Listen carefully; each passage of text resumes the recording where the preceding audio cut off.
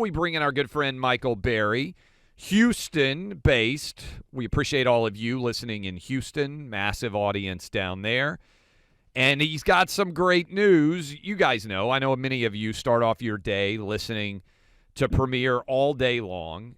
We appreciate those of you who listen to us, who listen to Sean Hannity after us, Glenn Beck before us, Jesse Kelly, despite the fact that he has awful taste in pricey tequila, or is maybe really good taste as long as he doesn't have to pay for it, and soon to be a part of the overall Premier Network group.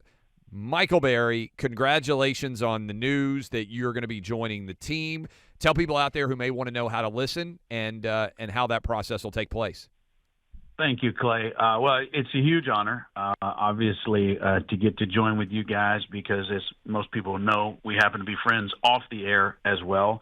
It's an incredible honor. It's the top syndicator. It's the folks that brought People Rush, still bring Sean Hannity, Glenn Beck. It's the big leagues, and so it's what everybody wants to do. You're on the big park. You're in the big park. You're on the big mound. You're there. It's exciting, and then from there, you've got to be good at what you do. So.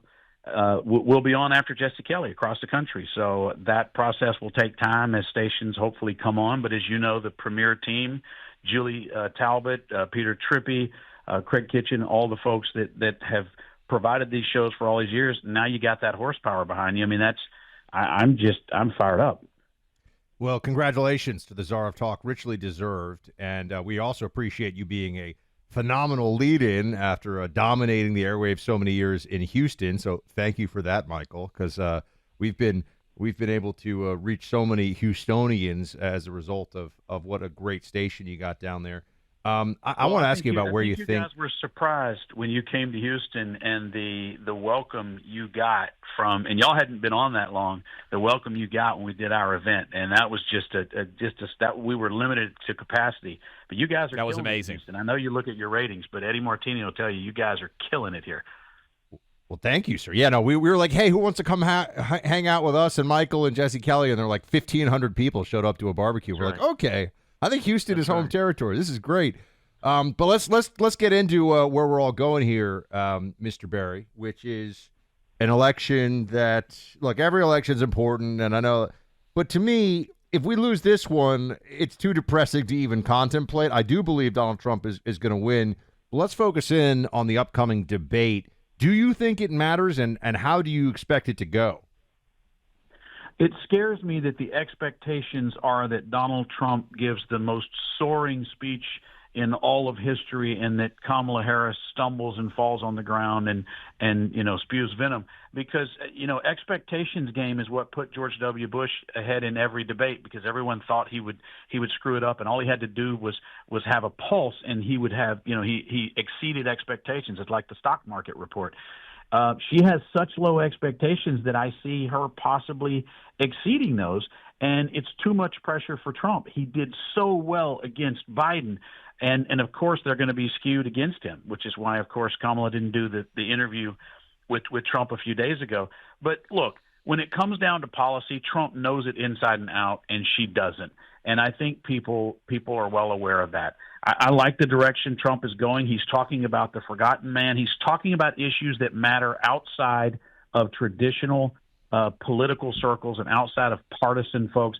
He's talking about the inflation. He's talking about crime. He's talking about boys playing in girls' sports and breaking their noses, and that's where Tampon Tim's weirdness comes out. I see Trump getting back to the 2016 that identified with the low information voter, the apolitical voter. The RFK coming in helps. I think the Trump campaign is doing well, and yes, I'm worried about the debate because of the expectations game. Michael, what do you tell us about the Cruz campaign in Texas? Because as much attention as we can give to the presidential situation, and certainly it matters a great deal, Republicans are really poised to take back control of the Senate, too. Ted Cruz got a race, been under the radar a little bit. You think he's in good spot there in general? Because other than Ted Cruz and Rick Scott in Florida, and I don't think those guys are super targets, but that's really the only hope that Democrats would have, is that they could flip one of those seats. Clay, I am so glad you asked that, because I think across the country, too many folks are going to vote for Trump and walk out, and you've got to vote all the way down the ballot. I think Ted Cruz is slightly ahead at this point, and that's not a sign of him not being popular. That's a sign of a lot of Californians having moved to Texas, and a lot of Californians in New York are spending a lot of money on the Democrat challenger to Ted Cruz. They did this 6 years ago. They did it 12 years ago. But Ted Cruz represents Texas in the United States Senate very, very well. And that matters to people, whether you live in Houston, Dallas, San Antonio, Austin, or out in West Texas as a rancher or farmer. He represents our values. And that's important. That gets lost in the mix of all this. You know, he goes into those Senate meetings, those judiciary hearings. He goes into meetings with over the budget. He goes into meetings over bad policy, and he absolutely nails people to the wall. And that makes Texans proud that he's a Texan. So I think he pulls it out, but it's a very, very tough race here. I was also thinking about this, Michael. You're a guy who doesn't like a lot of people throwing nonsense around. You see through it very quickly. Kamala Harris is now apparently in favor of the wall. I mean, I guess the wall wouldn't be that far from you in Texas, right? It would just be down there on the border. What are we to make of this? I mean, when she's stealing Trump ideas just so that she can fool people, I guess? How does this work? Well, Buck, the amazing thing is I still think that illegal immigration and the border is the number one issue in Texas because we bear the brunt of this problem, as do people in Arizona to a lesser extent. But I'll tell you, it's now a nationwide problem, especially since our governor very wisely started busing illegals, and just a few of our illegals landing in Denver and Chicago and New York, and they go running. You remember what happened in Martha's Vineyard? They had to take down their welcome to this. They don't want these people there because it's really bad for them. I think that it tells you that their polling numbers reveal that illegal immigration is hurting her and hurting her badly. And so if she has to go back on everything she said before, she'll do it. And that is a very telling fact. The American public, 3/4 of the American public wants illegal immigration stopped, and about 70% of them want them deported.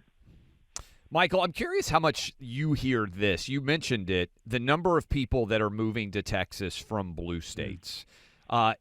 This will be one of the first cycles. I know you had 2022, but the midterms aren't necessarily driving the same level of turnout.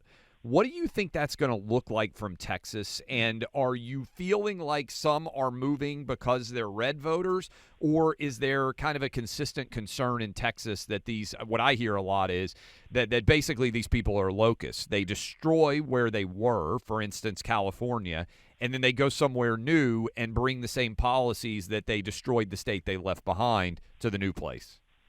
I think that's a very astute point that a lot of people are not picking up on. You know, the Californians that went to Oregon, they made Oregon more liberal and ruined part of it. The Californians that have gone to Colorado, very liberal and more fruits and nuts. The people that are coming to Texas, the numbers guys show me numbers that say, believe it or not, the people who come here are red already and making us more red. And I think you've seen that in Florida, Buck. I think you've seen it in Tennessee, Clay, because it's people that are going there that want to be around like-minded people. And so they're fleeing the Californians and seeking a refuge as opposed to being people that were blue that came for a job. And my numbers show that we become more red as a result of it.